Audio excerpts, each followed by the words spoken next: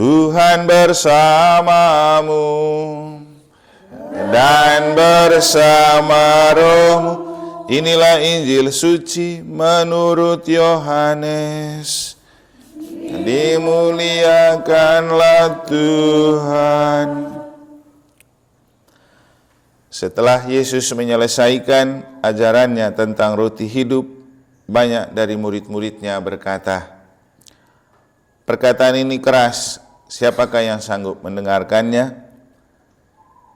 Yesus dalam hatinya tahu bahwa murid-muridnya bersungut-sungut tentang hal itu. Maka berkatalah ia kepada mereka, "Adakah perkataan itu menggoncangkan imanmu? Lalu bagaimanakah jikalau kamu melihat Anak Manusia naik ke tempat di mana ia sebelumnya berada? Rohlah yang memberi hidup, daging sama sekali tidak berguna. Perkataan-perkataan yang kukatakan kepadamu adalah roh dan hidup. Tetapi di antaramu ada yang tidak percaya." Sebab Yesus tahu dari semula siapa yang tidak percaya dan siapa yang akan menyerahkan dia.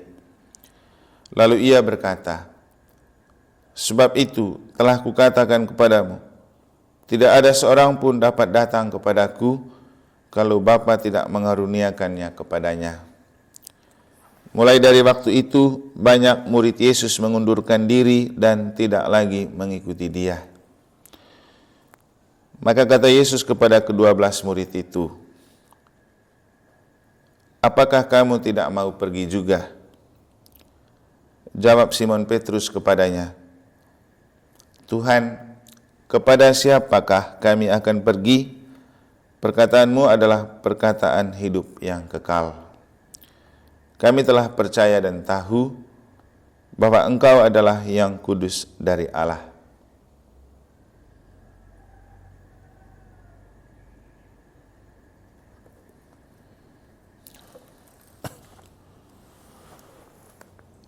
Demikianlah sabda Tuhan. Terpujilah Kristus.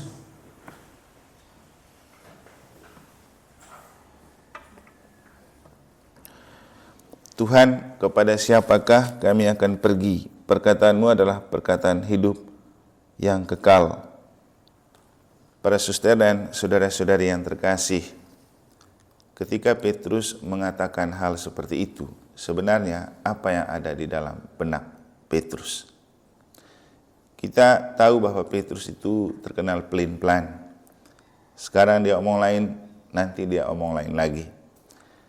Tapi imannya bertumbuh dalam kondisi seperti itu. Dan hal yang sangat penting dimiliki oleh Petrus itu soal ketaatan. Taat dan setia mengikuti Yesus. Nah, kenapa dia taat dan setia? Karena dia paham betul Yesus itu siapa. Dia paham betul karakter Yesus, karena dia selalu ikut Yesus. Sehingga ketika Yesus menyampaikan sabda tentang roti hidup, bagi orang yang baru kenal, sepertinya itu keras sekali. Tapi untuk Petrus yang sudah mengenal, itu biasa-biasa saja.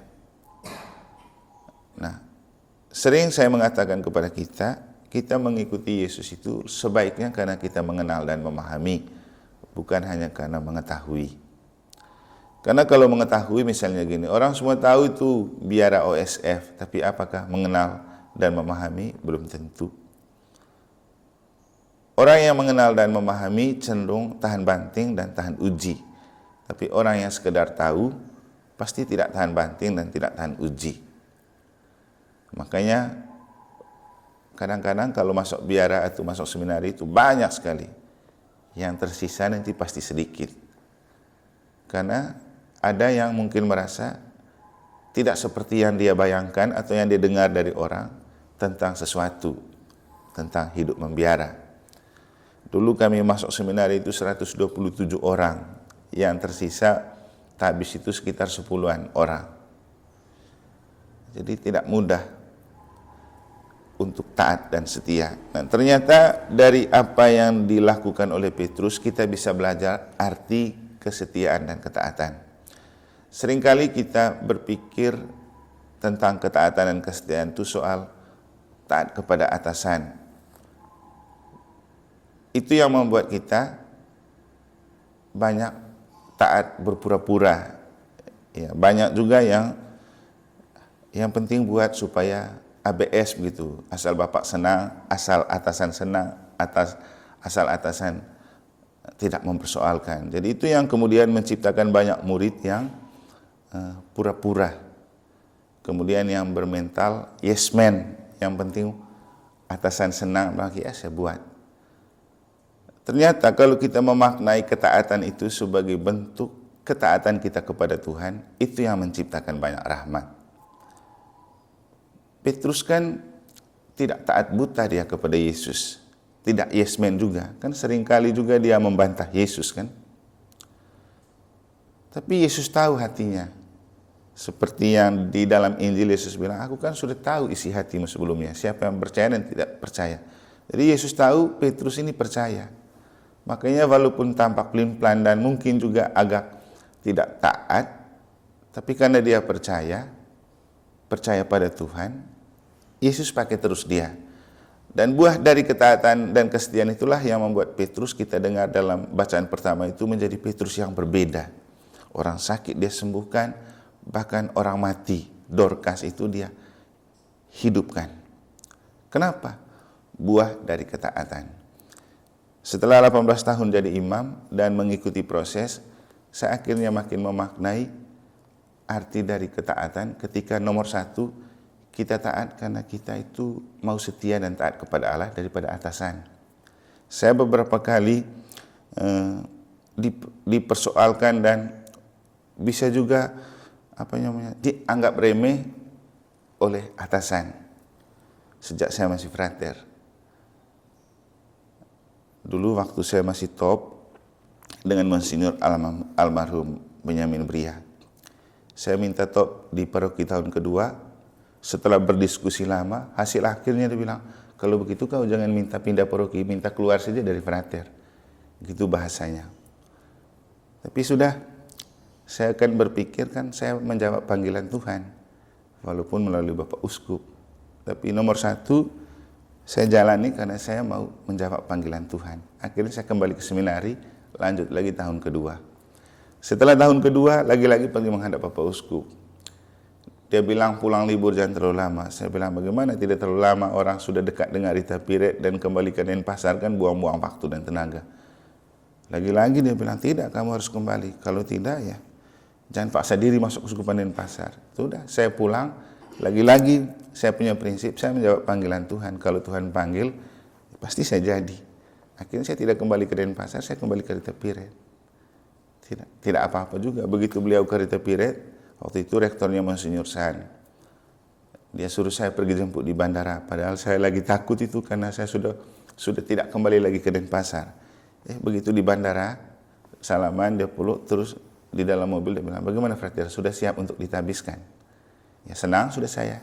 Dan akhirnya saya ditabiskan menjadi imam oleh beliau menjadi yang terakhir. Karena setelah itu kan dia meninggal. Juga waktu di seminari tinggi, waktu itu kan saya ketua di tingkat 6, jadi kami ini terkenal orang-orang yang agak vokal gitu. Rektornya Monsinyur Ewal yang sekarang jadi Uskup Maumere.